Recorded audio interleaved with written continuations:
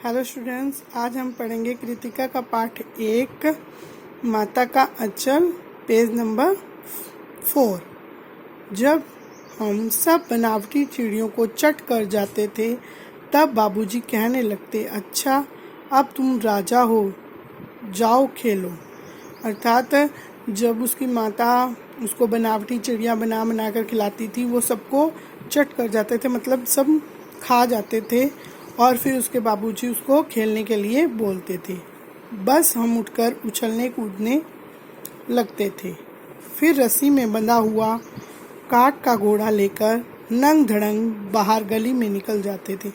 मतलब कि वो काठ का मतलब लकड़ी का घोड़ा बना हुआ था, उसको लेकर नंग धड़ंग मतलब बिल्कुल नग्न अवस्था में वो गली में चले जाते थे। जब कभी मैया हमें अचानक पकड़ पाती तब हमारे लाख छटपटाने पर भी एक चुल्लू कड़वा तेल हमारे सिर पर डाल ही देती थी। तेल मतलब सरसों का तेल, वो बहुत ज़्यादा उसके सिर में लगाती थी उनकी माँ।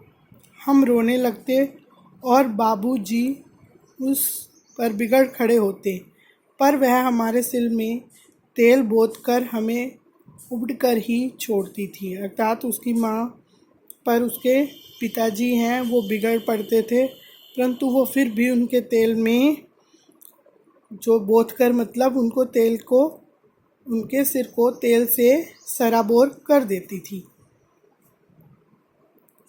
फिर हमारी नाभि और लिलार में काजल की बिंदी लगाकर चोटी गूंथती, यानी कि नाभि में और लिलार में काजल की बिंदी, ताकि नज़र ना लगे बच्चे को, इसलिए वो काजल का टीका लगाती थी और उसकी चोटी गूंथ डालती थी। उसमें फूलदार लट्टू बांधकर रंगीन कुर्ता टोपी पहना देती थी। हम खासे कन्हैया बनकर बाबूजी की गोद में सिसकते सिसकते बाहर आते थे। मतलब कि उनको उनकी माँ कुर्ता टोपी पहनाकर कन्हैया बना देती थी और वह रोते रोते अपनी बाबूजी की गोदी में आकर बैठ जाते थे। बाहर आते ही हमारी बाट जोहने वाला बालकों का एक झुंड मिल जाता था। हम उन खेल के साथियों को देखते ही सिसकना भूलकर बाबूजी की गोद से उतर पड़ते और अपने हमजोलियों के दल में मिलकर तमाशे करने लग जाते। अर्थात वो रोते हुए जब बाहर आते थे अपने बाबूजी की गोद में बैठे हुए थे, तभी वो जो बालकों का झुंड है उनके साथ खेलने वाला, उनको देखकर वो क्या है रोना भूल जाते थे जो भी उनका, और उनके साथ अपने हमजोलियों के साथियों के साथ तमाशे में लग जाते थे। तमाशे भी ऐसे वैसे नहीं, तरह तरह के नाटक। चबूतरे का एक कोना ही नाटक घर बनता था। बाबूजी जिस छोटी चौकी पर बैठकर नहाते थे वही रंगमंच बनती थी। मतलब कि एक मंच बनाया जाता था छोटे बच्चों के द्वारा, उसी पर सरकंडे के खंभों पर कागज की चंदोआ, मतलब कि सरकंडे मतलब गोबर के जो उपले होते हैं, चंदोआ बनाते थे। चंदोआ मतलब शमियाना तानकर कागज का वो शमियाना बनाते थे। मिठाइयों की दुकान लगाई जाती थी, उसमें चिलम के खोंचे पर कपड़े के थालों में ढेले के लड्डू, पत्तों की पूरी पूरी कचौरियाँ, गीली मिट्टी की जलेबियाँ, फूटे घड़े के टुकड़ों के बताशे आदि मिठाइयाँ सजाई जाती थी। यानी कि मिठाइयों की दुकान लगाते और उसमें मिठाइयाँ सजाते थे। ठीकरों के बटखरे और जस्ते के छोटे छोटे टुकड़ों के पैसे बनती। हम ही लोग खरीदार और हम ही लोग दुकानदार, यानी कि खरीदार भी हम ही होते थे और दुकानदार भी वो बच्चे ही होते थे। बाबूजी भी 2-4 गोरखपुरिये पैसे खरीद लेते थे, यानी कि बाबूजी भी उनके खेल में शामिल हो जाते थे। उनके पिताजी जो थे, थोड़ी देर में मिठाई की दुकान बढ़ाकर हम लोग घरौंदा बनाते थे। घरौंदा मतलब घर बनाना, ठीक है। मिठाई की दुकान को बढ़ा देते थे वो। धूल की मेड़ दीवार बनती और तिनकों का छप्पर, दातुन के खंभे, दिया सिलाई की पेटियों के किवाड़, घड़े के मूड़े, चूल्हा चक्की, दिए की कढ़ाई और बाबूजी की पूजा वाली आचमनी कलछी बनती थी। पानी के घी, धूल के पिसान और बालू की चीनी से हम लोग ज्योनार तैयार करते थे। ज्योनार मतलब भोज, दावत तैयार करना। हम ही लोग ज्योनार करते और हम ही लोगों की ज्योनार बैठती थी, यानी कि भोजन हम ही करते थे। और जब पंगत बैठ जाती तब बाबूजी भी धीरे से आकर पांत के अंत में जीमनी, यानी कि भोजन, जीमना मतलब भोजन करने बैठ जाते थे। उनको बैठते देखते ही हम लोग हंसकर घरौंदा बिगाड़कर भाग चलते। मतलब वो बैठते थे जब भी उनके पिताजी लेखक के, तभी वो हंसकर उस घरौंदे को बिगाड़कर भाग जाते थे, यानी कि उस खेल को भी छोड़ देते थे। वो वह भी हंसते हंसते लोटपोट हो जाते और कहने लगते, फिर कब भोज होगा भोलानाथ। यानी कि वो अपने बेटे को हंसते हंसते कहते थे कि भोलानाथ दोबारा कब भोज दोगे, यानी कि भोजन परोसोगे। कभी कभी हम लोग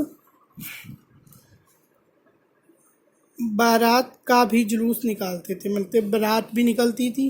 कनस्तर का तंबूरा बजता, कनस्तर को बजाते थे। अमोले को घिसकर, अमोला मतलब आम का जो उगता हुआ पौधा होता है, शहनाई बजाई जाती थी, यानी कि उसको शहनाई का रूप देते थे। टूटी चूहे जानी की पालकी बनती और चूहेदानी जो टूटे हुई है उसकी पालकी बनाते थे। हम समधी बनकर बकरे पर चढ़ लेते और चबूतर के एक कोने से चलकर बारात दूसरे कोने में जाकर दरवाजे लगती थी। वहाँ काठ की पटरियों से घिरे, गोबर से लिपे और आम केले की टहनियों से सजाए हुए छोटे आंगन में कुल्हे का कलसा रखा रहता था।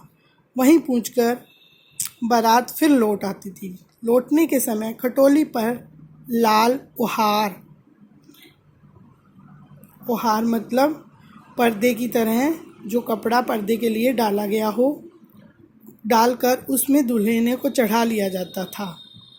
लौट आने पर बाबूजी ज्यों ही ओहार उघाकर दुल्हन का मुख निरखने लगते, निरखना मतलब देखने लगते, त्यों ही हम लोग हंसकर भाग जाते। मतलब दोबारा फिर जब बाबूजी उनके दुल्हनिया का मुख देखने लगते थे, झूठ मूठ से ही उनके खेल में शामिल होकर, तो फिर वो दोबारा हंसकर भाग जाते थे और उस खेल को भी खेलना छोड़ देते थे। थोड़ी देर बाद फिर लड़कों की मंडली जुट जाती थी। इकट्ठा होते ही राय जमती की खेती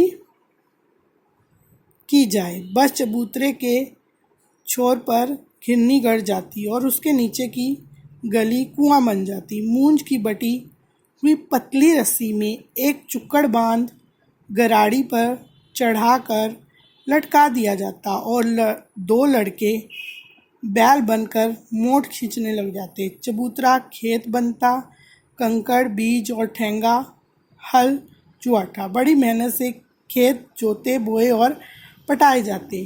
फसल तैयार होते देर न लगती और हम हाथों हाथ फसल काट लेते थे, यानी कि वो किसान बनकर खेती करते और फसल काटते। ये सारा काम वो अपने खेल खेल में करते थे।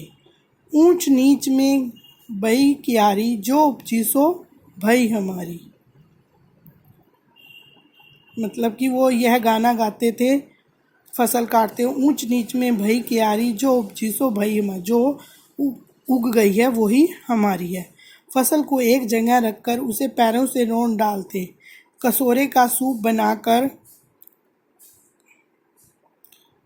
जो मिट्टी का बना हुआ कटोरा होता है, सूप बनाकर ओसाते और मिट्टी के दिए के तराजू पर तोलकर राशि तैयार कर देते थे। इसी बीच बाबूजी आकर पूछ बैठते थे, इस साल की खेती कैसी रही भोलानाथ। और फिर उसके पिताजी हैं जो उसके खेती, यानी कि वो किसान बनकर खेल खेल रहे हैं, तो वो उसके पिताजी भोलानाथ को पूछते थे कि इस बार खेती कैसी रही।